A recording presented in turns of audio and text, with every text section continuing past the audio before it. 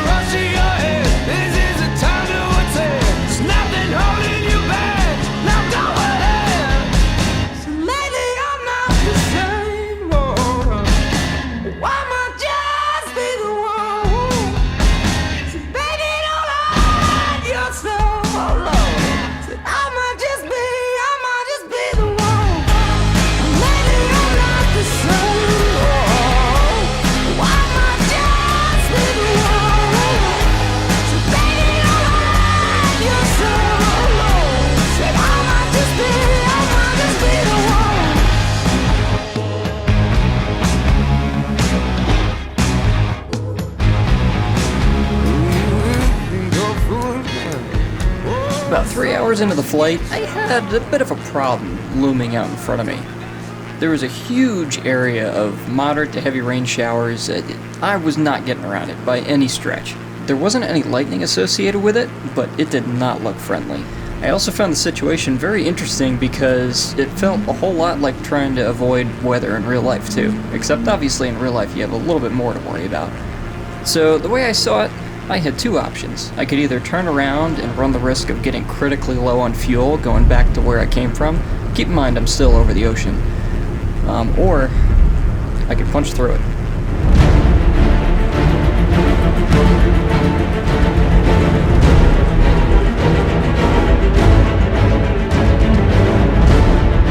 The sky seemed angry as it turned a darker and darker orange.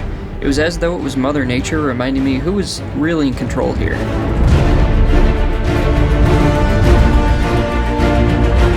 There's a book called Fate is the Hunter, where the author writes about flying DC-2s and DC-3s in the early days of commercial aviation, and he perfectly describes what I was seeing. I'm not even going to attempt to narrate it because I just wouldn't do it justice.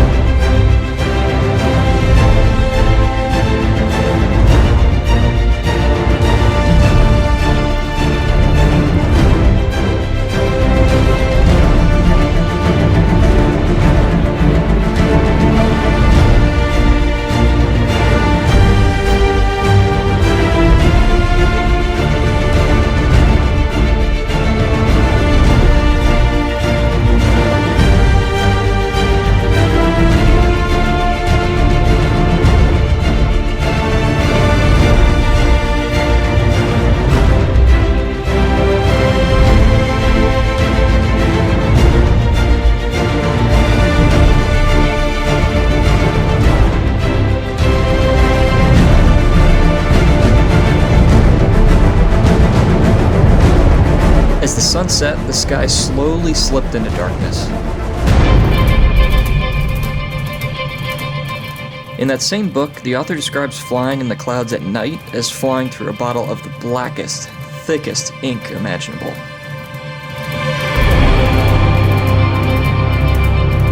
And I had another problem. Heavy rain had parked itself all along the coast of Norway. I was worried that, even though the ceilings were pretty high, in those rain showers, visibility could easily drop below minimums, and then I wouldn't be able to get in anywhere.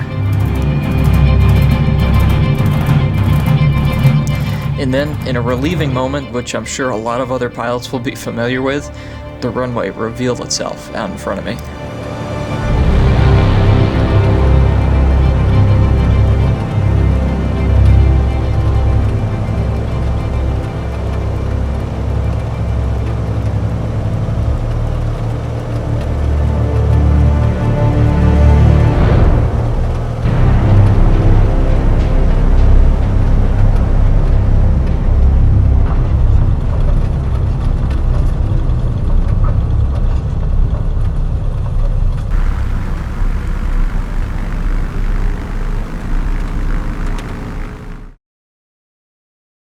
The next day, after most of the weather had cleared, it was time to do some exploring. I'd make my way up the coast of Norway almost to the northern tip before cutting east into Sweden.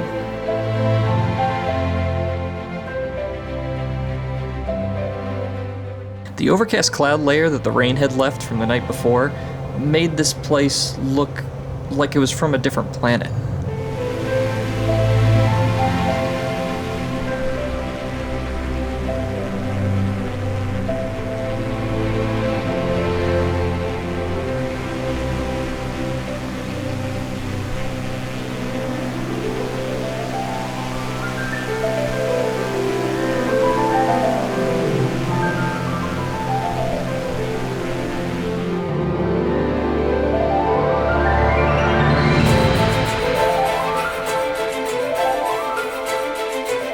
I had a feeling Norway was going to be beautiful, but man, it just kept getting prettier and prettier with each mile that ticked by.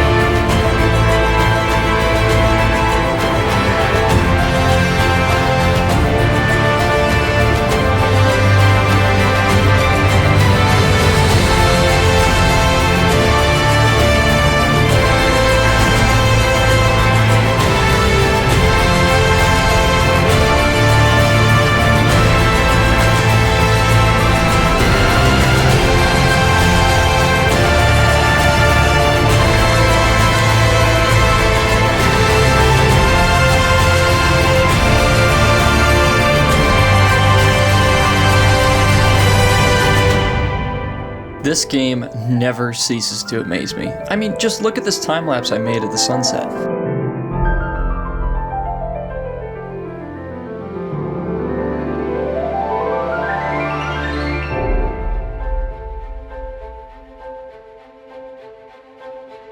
Now would probably be a good opportunity to fill you in on where I'm at in the journey.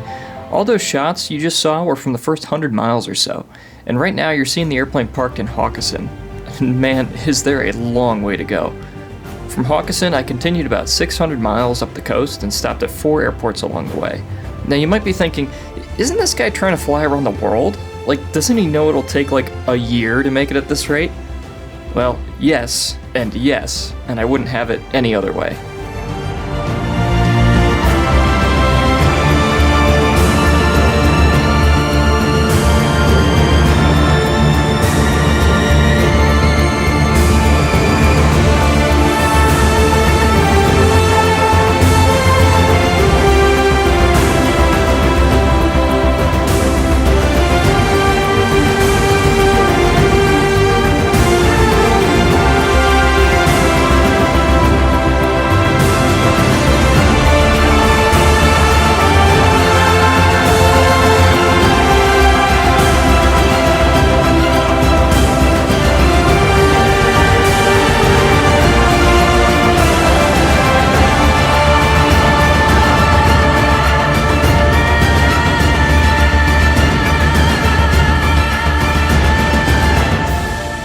With how realistically the airplanes fly and how absolutely beautiful this game is, it can get pretty immersive. There's no better feeling than flying around in the middle of nowhere, where it's just you, your airplane, and this magnificent world underneath you.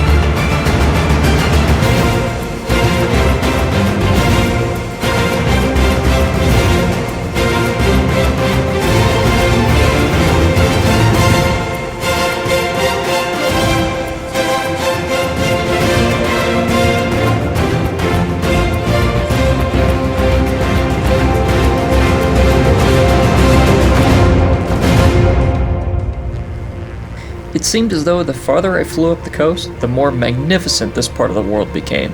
Rugged mountains led into fertile plains, which made for tranquil, colorful areas which were contrasted by dramatic and high peaks.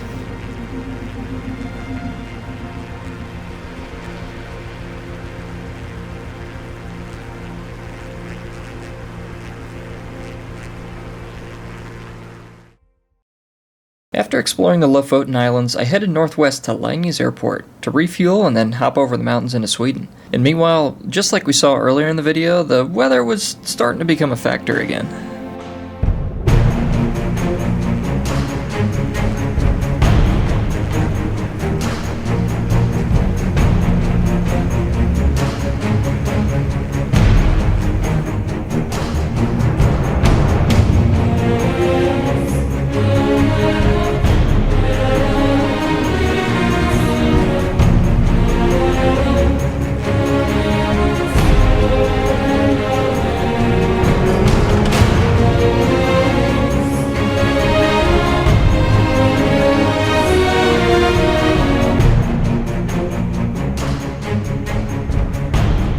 After reaching Leknes, I'd flown over 600 miles north up the coast of Norway and was ready to cross the mountains into Sweden. The only obstacle was that the same weather system I'd fought earlier was now over the mountains, but I figured no big deal, right? I could just fly through it.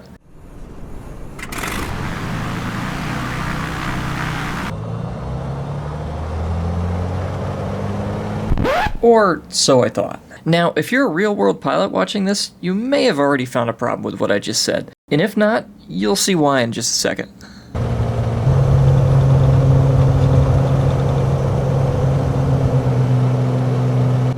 In order to clear the mountains, I'd need to fly about 6,000 to 8,000 feet MSL. And it's below freezing at that altitude. And you know that rain that I've been talking about this whole time? Well, at that altitude, it's not really rain at all. It's something much, much worse. That something is just clouds.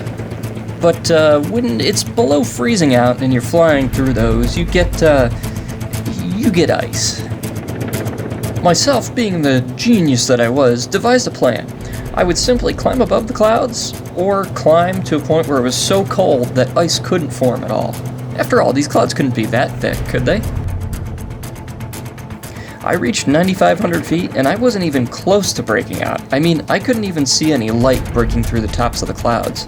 So I put 11,500 in the altitude pre-select, and continued to climb. For those who aren't familiar, ice forms on an aircraft when it flies through visible moisture and it's below freezing. So most of the time that's in the clouds. Which is a problem because ice disrupts pretty much everything that an airplane needs to fly. Without getting too much into detail, ice disrupts the smooth airflow over the wings and tail. And a NASA test showed that in severe cases, if you get enough ice on the tail in particular, this can happen. Very, very hard to control speed and even attitude in the airplane.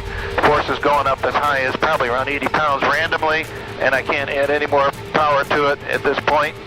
Yeah, we've got... There we are, we have to stop. Flaps up. They're already moving, okay? I started them up as soon as it went over. So with all that in mind, let's check back and see how my situation is going. Yep, we're at 11.5 and still not out of the clouds. Above 10,000 feet, the airplane really does not perform well, but with the last little bit of performance that I had, I started a very slow and painful climb up to 13,000 feet.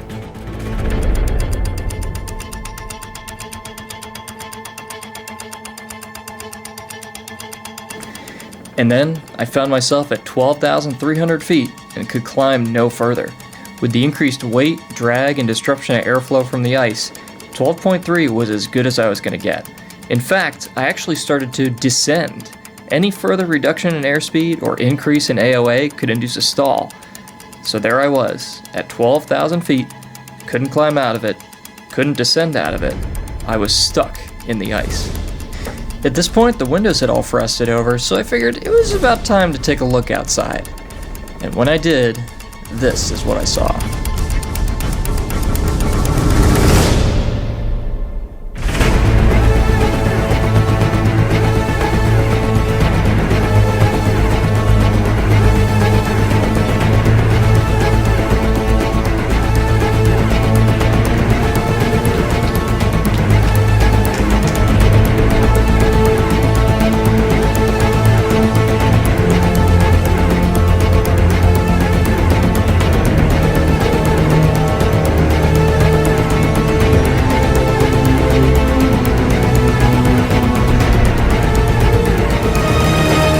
And then, finally, by the grace of God, I exited a cloud layer that looked to be 15,000 feet or higher. I descended into warmer air and clearer skies, and the ice slowly melted away. In real life, it actually just breaks off almost instantly once you're above freezing, but details. And at this point, Kiruna, Sweden was just 20 minutes away.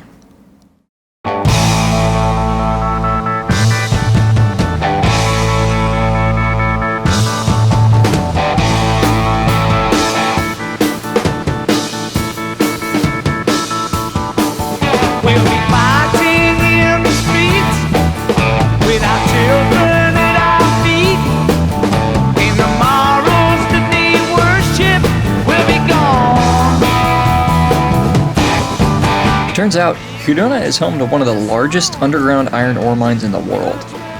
Just one of those little things you notice when you're flying along. And the shotgun sings the song. I tip my hat to the new Constitution. Take a bow for the new revolution. Smile and grin at the change all around. Pick up my guitar and play. Just like yesterday, then I'll get on my knees and pray. We don't get fooled again.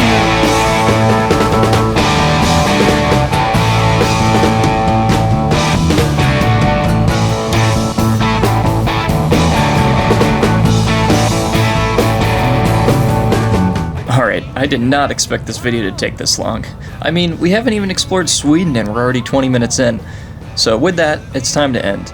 Till next time, keep the blue side up, don't fly into icing, and I'll see you in the next episode. Yeah!